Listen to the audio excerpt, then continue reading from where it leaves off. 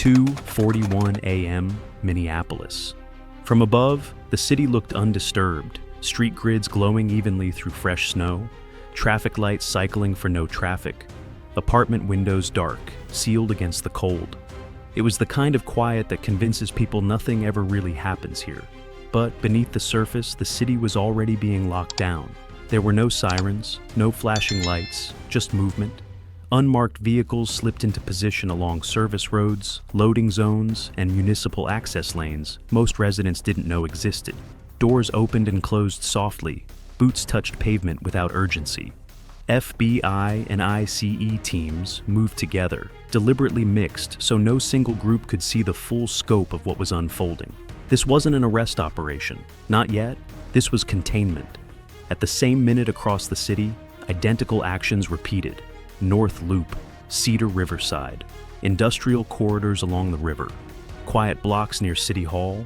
Teams positioned themselves around places that didn't register as threats: maintenance facilities, public storage depots, closed parking structures, offices that had passed inspections for years. The targets weren't criminals, they were systems. Thermal sensors lit up first. Long, unnatural bands of heat beneath reinforced concrete. Air movement where blueprints showed solid ground. Voids that ran too straight, too clean to be accidental. The kind of spaces that require permits, inspections, and someone willing to approve them without asking why. At 2:48, the first door opened. Beige paint. Standard municipal handle. No forced entry. The credentials still worked. The air on the other side wasn't stale like a basement. It was filtered, cold, processed. The sound of ventilation hummed behind the walls, steady and recent.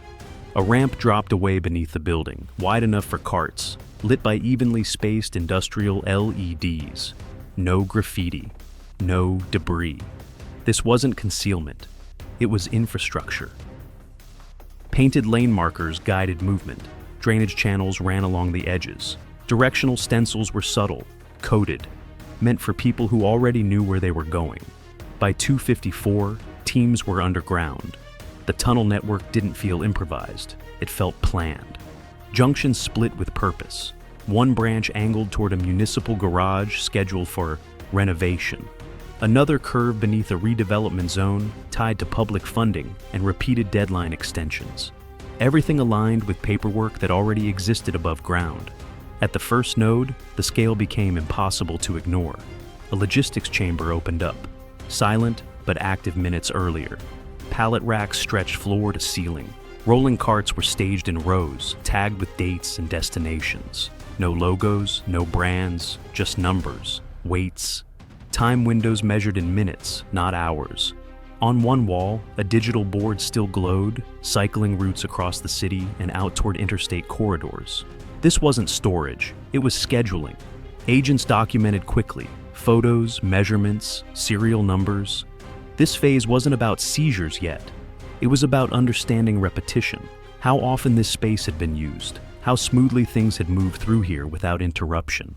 Then they found the second access point.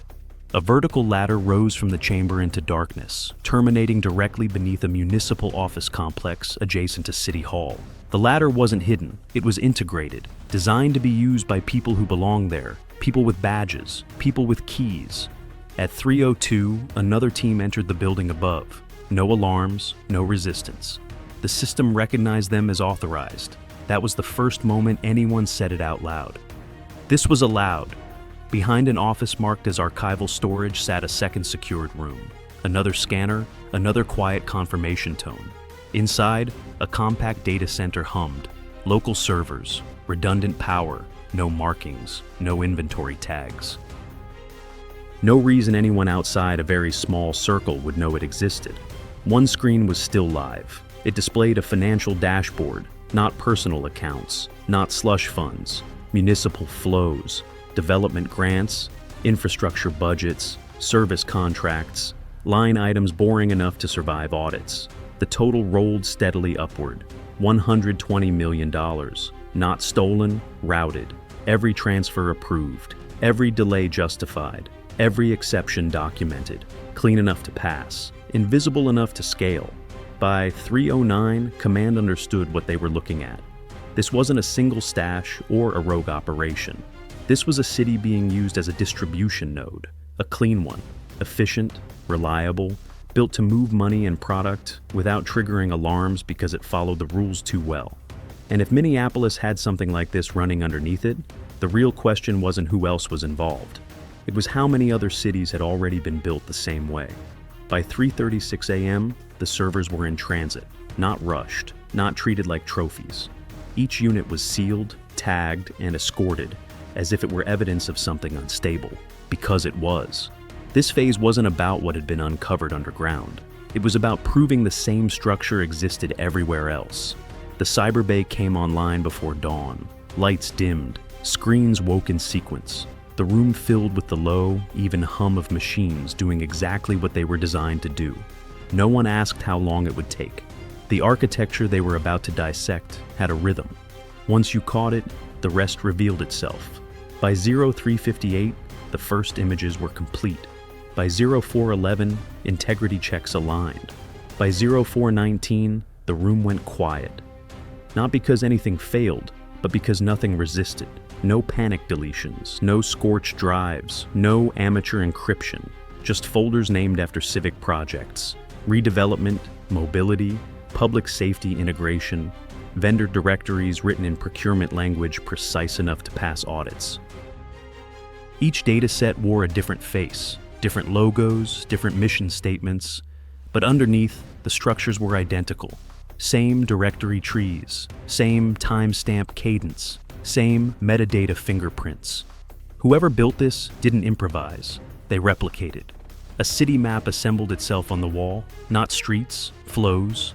Nodes appeared at municipal garages, redevelopment sites, nonprofit offices, private parking structures. Lines connected them along corridors that mirrored zoning plans and traffic studies, places where scrutiny thinned, where delays were normal, where inspectors were understaffed. This wasn't hiding from oversight. It was living inside it.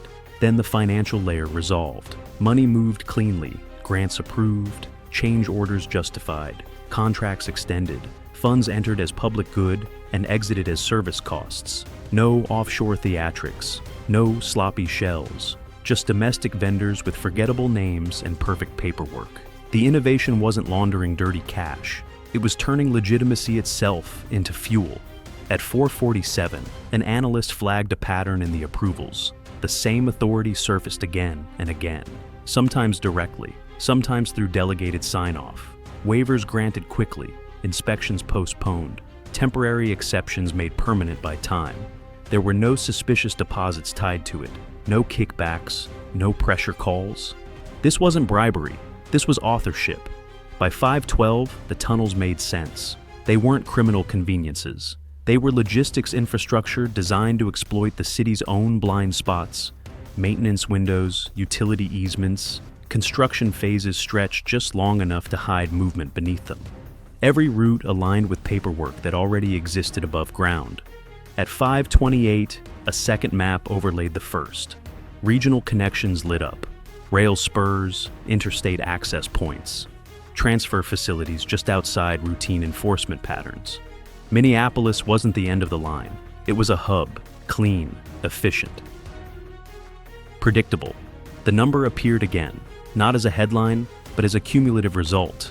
$120 million, spread across years, across programs, across vendors that delivered exactly what their invoices described, just not what the city thought it was paying for. By 5:41, the weight confirmed on the physical side caught up to the financial picture. Over 4 tons of narcotics, segmented, staged, and routed, with the same discipline as the money. Nothing piled randomly, nothing left idle. Product moved because schedules demanded it. At 5:56, command made the call. This couldn't be dismantled in pieces. Any staggered move would trigger rerouting. The system had been built to adapt, to shed compromised nodes and keep breathing. The decision wasn't to arrest, it was to amputate. Phase 2 would be simultaneous. Across the floor, warrants queued, financial freezes lined up, air assets reassigned, border partners alerted. This wasn't escalation, it was synchronization. The network had learned how government moved, slowly, sequentially, predictably. Now, it was about to encounter something it hadn't modeled. Movement everywhere, at once, without warning. By the time the city began to wake, the tunnels beneath Minneapolis were no longer just evidence. They were a template. Phase 2 began without an announcement. There was no visible surge, no dramatic shift on the streets. Just a quiet change in posture across the city and far beyond it. Vehicles already staged overnight adjusted positions by blocks, not miles. Teams that had looked idle minutes earlier moved with intent. This wasn't a hunt, it was a synchronized shutdown. At 6:18 a.m., the first warrant batches cleared, not single addresses, entire categories. Municipal contractors, transportation vendors, redevelopment partners, non-profits whose paperwork looked flawless on its own and lethal when stacked together. The goal wasn't to seize everything at once, it was to watch what moved when pressure appeared. The network responded immediately, routes shifted by minutes, not hours. Trucks rolled early, vans skipped scheduled stops and rerouted to secondary locations that had passed inspections the previous quarter. Inventory slid from one safe address to another that looked just as boring on a map. This was the window analysts had been waiting for. Movement, not documents, betrayed the system. Interdictions followed behavior.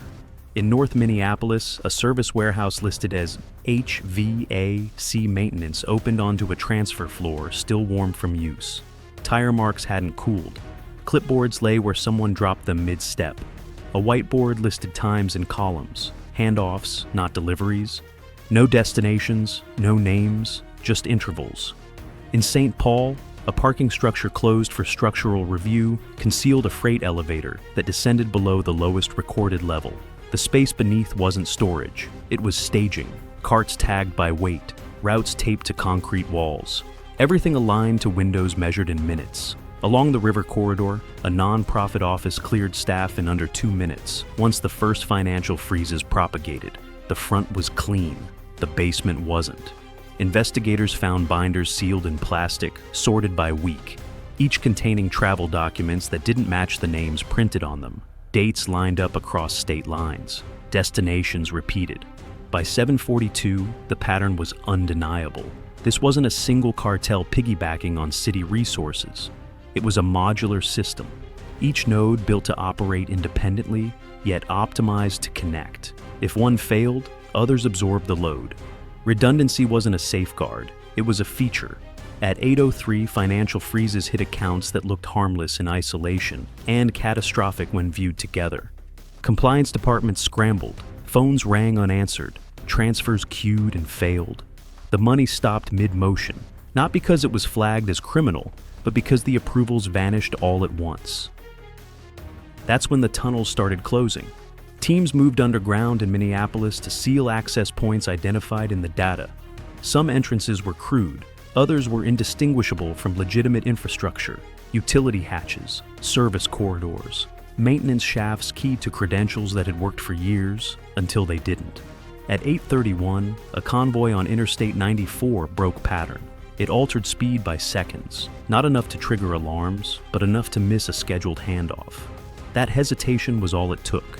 The stop happened where the route bent just slightly away from habit. Inside the vehicle, the cargo wasn't labeled. It didn't need to be. The paperwork said everything the system required it to say.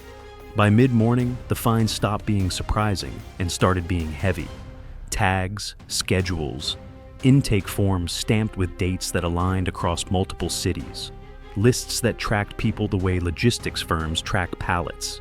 In some cases, there were no names at all, just weights, ages, conditions, readiness. This wasn't chaos, it was administration. At 9:17, a property adjacent to downtown, listed as temporary office overflow, went dark. Power cut cleanly, network access severed.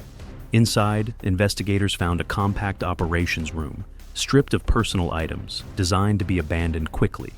The last thing left behind was a printed schedule. No signatures, no logos, just times.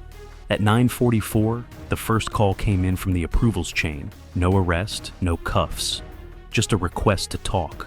The response was immediate, calm, cooperative, already prepared. The individual didn't ask what had been found, they asked how much. That was when investigators understood the most dangerous part of the system hadn't been underground. It was how comfortable everyone involved had been operating in plain sight, confident the structure would absorb whatever pressure came next. And for years, it had. By late morning, the movement slowed, not because the operation had lost momentum, but because there was less left to move. By early afternoon, the city went quiet in a way Minneapolis had never experienced before. Routes stopped updating. Dashboards that had refreshed every 60 seconds for years froze on old timestamps. Schedules that once pulsed with precision went blank. The network didn't collapse in panic. It simply ran out of permissions. Inside the command center, the map changed character. Red markers faded to gray. Lines thinned, then vanished altogether. What remained wasn't a victory screen. It was absence, the outline of something that had existed for a long time and was suddenly gone. At 13:12, the arrest order was executed. There was no spectacle, no cameras, no shouted commands. The individual identified as the primary domestic coordinator was taken into custody inside a downtown office suite that still smelled of coffee and printer toner. No resistance, no denial. When informed of the charges, the response was measured, almost procedural. A single question was asked. How many locations did you close? The answer took longer than anyone liked. Investigators understood by then that this wasn't a kingpin in the traditional sense. The role hadn't been to move drugs or count money. It had been structural, to approve, to delay, to frame exceptions as necessity and oversight as flexibility. The system didn't require overt corruption. It required legitimacy to keep breathing, and it had been granted, repeatedly, cleanly, on time. By nightfall, the tally stopped being rounded. More than 4 tons of narcotics recovered from warehouses, vehicles, and underground nodes tied to the same routing logic. $120 million in cash and liquid assets seized or frozen mid-transfer. Dozens detained across multiple jurisdictions, not street-level arrests, administrators, managers, coordinators.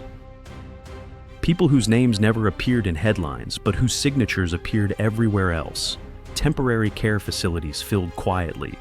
Victims were moved in without press releases or announcements. Many didn't know which city they were in. Some didn't know how long they'd been gone.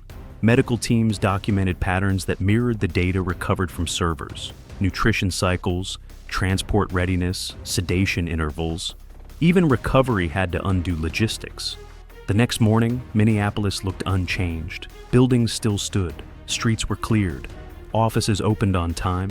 But operations that had run invisibly beneath the surface were gone. Municipal garages sat idle. Warehouses were sealed with notices taped to glass. Phone numbers that had always been answered rang into nothing. Emergency hearings were scheduled before after-action reports were finished. Officials used familiar language. Oversight gaps, procedural failures, breakdowns in communication. Internally, the assessment was harsher. This hadn't been a blind spot.